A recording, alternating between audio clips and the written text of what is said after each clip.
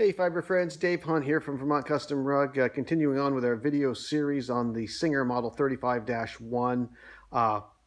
So in this video, we're going to cover what to look for. Like say you have one, or you want to purchase one, or you come across one, you find one at an antique shop or eBay or wherever you might find one.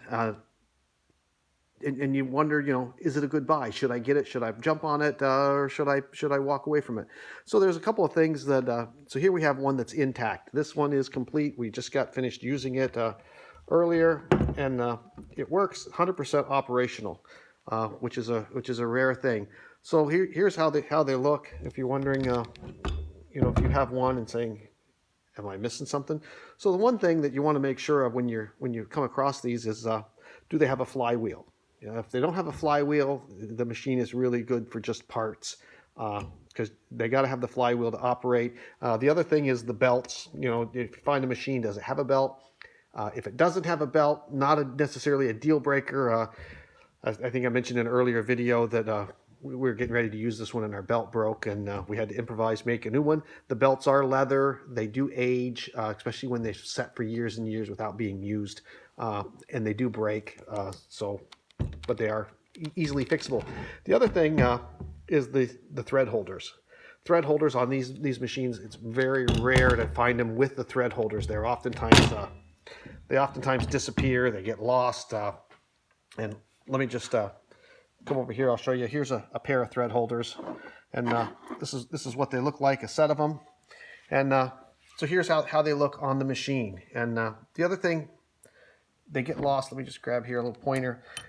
They hold on with just a screw and a plate, and a lot of times what happens is for storage, these get unscrewed, they get taken off, they get misplaced, they get lost. People hold on to the actual machine itself, but they miss and throw away the most important part, which is the threads.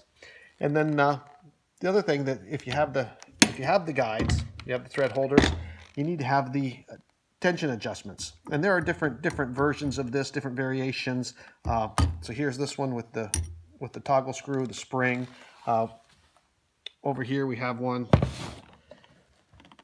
simple screw, but you get the idea. You could even, worst case scenario, if you had a machine and it didn't have one, you could make your own. But the tension is, they're sewing machines, so tension on the threads is an important thing. So if you did make one, improvise on your own, it would need to be adjustable.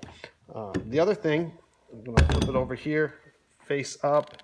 We're going to flip back this nipper right here and expose the needle.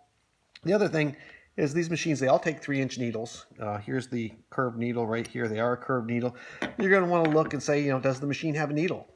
A sewing machine without a needle is not really very good, and these needles are very hard to come by. It's not like you're going to find a pack of 10 or be able to purchase them. So the needle is a good thing. You also want to look, is the needle rusted? What kind of condition is it in?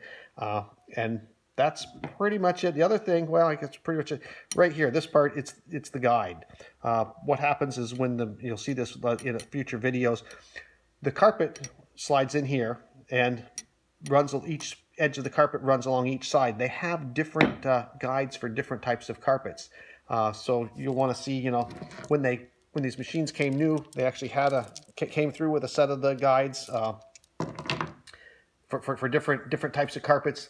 So you want to make sure, does the machine that I'm looking at, does it have a guide that'll work with the type of carpet that I want? This type of guide is pretty universal. Not really a lot of people using machines to sew in-grain carpets anymore. But that's pretty much, I think that's pretty much it as far as what to look for. And we'll get this bad boy, get this working, and I'll do a video on showing you how the thread works, on threading it, and how the thread works with the looper thread, and get you an idea how that works. And then we'll get this bad boy on, and we'll get the carpet hung up, and do a video on that, and operate it, and walk you through the whole process so that you can see Singer Model 35 series. How do they work? What are they? And can you get yours working? Hopefully you can. Thanks for letting me share. Stay safe, stay well, and stay tuned. Bye.